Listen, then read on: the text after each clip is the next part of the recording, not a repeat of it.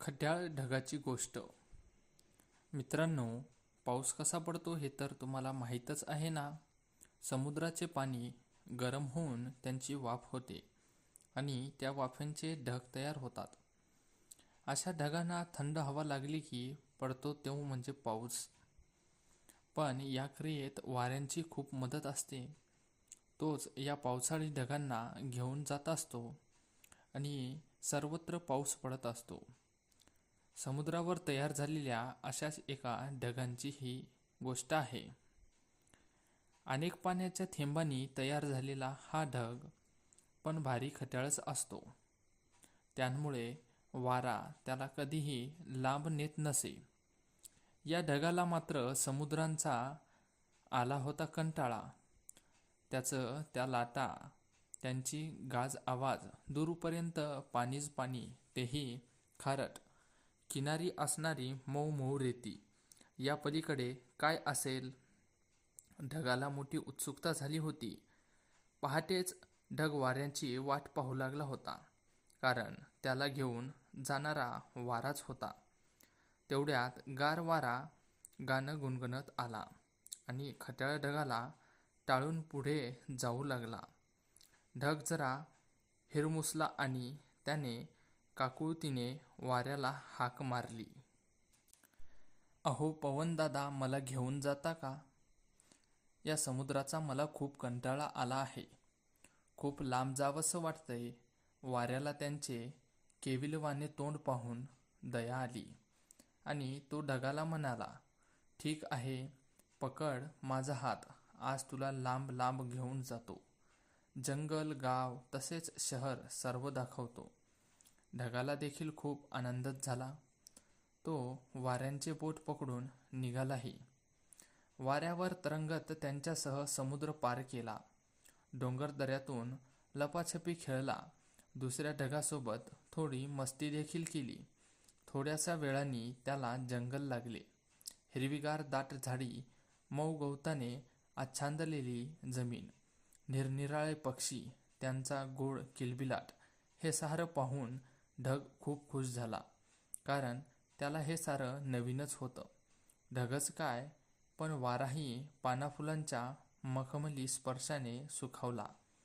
झाडांची गारसावली आणि वाऱ्यांच्या सान्निध्यामुळे खट्याळ ढगातील पाण्याचे थेंब विखुरले गेले, दवबिंदू झाले.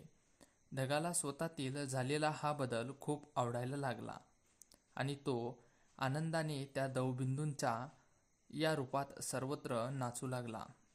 तेथील फळाफुलांना, वेलीझुडपांना त्यांचे स्पर्श केला. इतकंच काय, तर पानापानातही डोकावू लागला. गवताच्या पात्यावर झुलू लागला.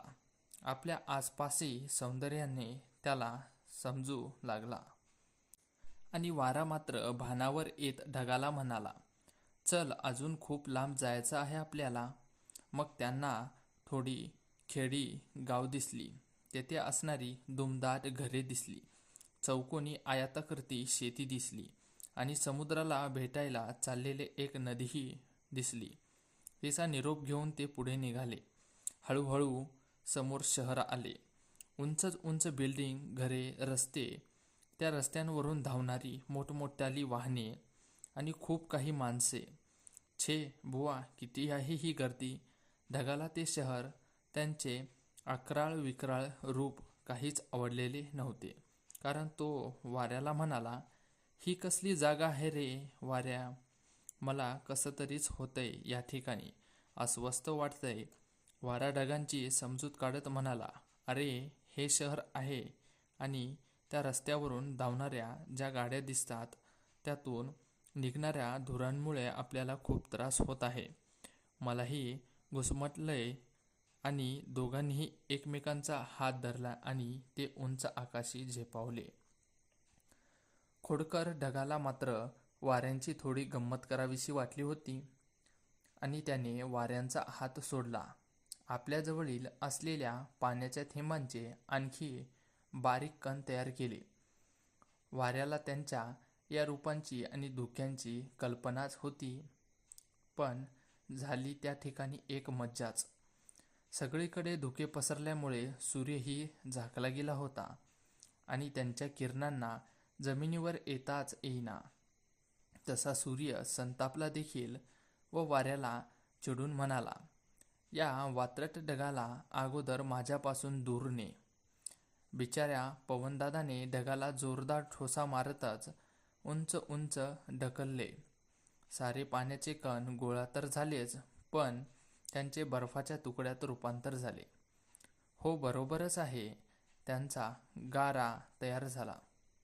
कारण अति उंचावर तापमान थंड असते. अगदी उन्हाळ्यात सुद्धा वाऱ्याला मात्र काही समजेनासे झाले होते. काय करावे तेच कळेनासे झाले होते. तो बिचारा इकडून तिकडे पळतच राहिलेला होता.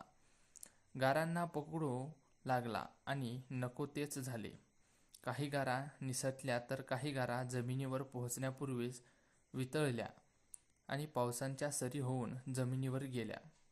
म्हणजेच चक्क गारांचा पाऊसच पडला.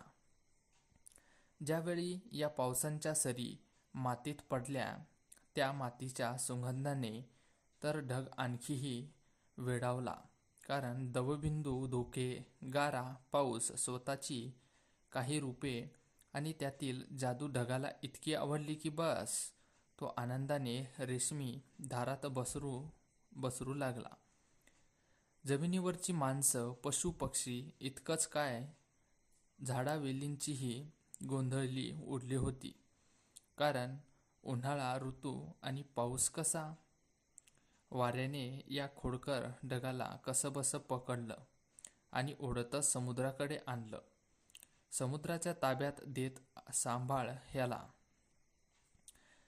नाकी 9 आणले आज त्याने मला, असे म्हणत वारा फणकाऱ्याने निघून गेला.